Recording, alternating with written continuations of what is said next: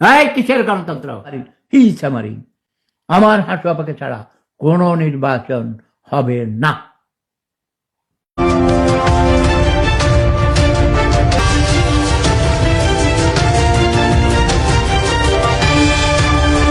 হাসু আফা ছাড়া কিসের নির্বাচন? সোশ্যাল মিডিয়া ইনফ্লুয়েন্সার সিফাত উল্লাহ শেফু দা'র মন্তব্য। সম্প্রতি সোশ্যাল মিডিয়ায় প্রবাসী বাংলাদেশি এবং বিতর্কিত কন্টেন্ট ক্রিয়েটর সিফাত উল্লাহ শেফু দা একটি মন্তব্য, হাসু আফা শেখ হাসিনা ছাড়া আবার কিসের নির্বাচন, নতুন করে আলোচনার জন্ম দিয়েছে।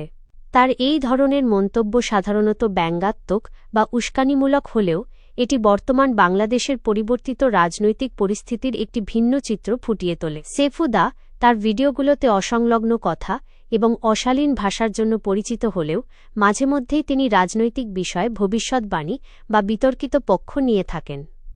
একসময় আওয়ামী লীগ সরকারের কঠোর সমালোচক থাকলেও ইদানিং তার বক্তব্যে সাবেক প্রধানমন্ত্রী শেখ হাসিনার প্রতি এক ধরনের সহানুভূতি বা তার অনুপস্থিতিতে নির্বাচনের অসারতা নিয়ে করা মন্তব্যগুলো মূলত জনমনে বিভ্রান্তি ও হাস্যরস তৈরি করছে। সিফাত উল্লাহর মন্তব্যটি সাধারণ মানুষের কাছে বিনোদন মনে হলেও মাঠ পর্যায়ের চিত্র সম্পূর্ণ ভিন্ন। নির্বাচনের তারিখ ঘোষণা। নির্বাচন কমিশন ইতিমধ্যে ১২ ফেব্রুয়ারি ২০২৬ তারিখে পরবর্তী জাতীয় সংসদ নির্বাচনের তারিখ ঘোষণা করেছে। আওয়ামী লীগের অবস্থান। ২০২৪ সালের ৫ আগস্টের গণ অভ্যুত্থানের পর সাবেক প্রধানমন্ত্রী শেখ হাসিনা ভারতে অবস্থান করছেন। বিভিন্ন মামলায় তাকে সাজা প্রদান করা হয়েছে এবং তার দল বর্তমানে রাজনৈতিকভাবে কোণঠাসা। সংস্কারের প্রাধান্য। মোহাম্মদ ইউনূসের নেতৃত্বাধীন অন্তর্বর্তীকালীন সরকার দীর্ঘ সংস্কার প্রক্রিয়া শেষে এই নির্বাচনের আয়োজন করছে। জনগণের প্রতিক্রিয়া।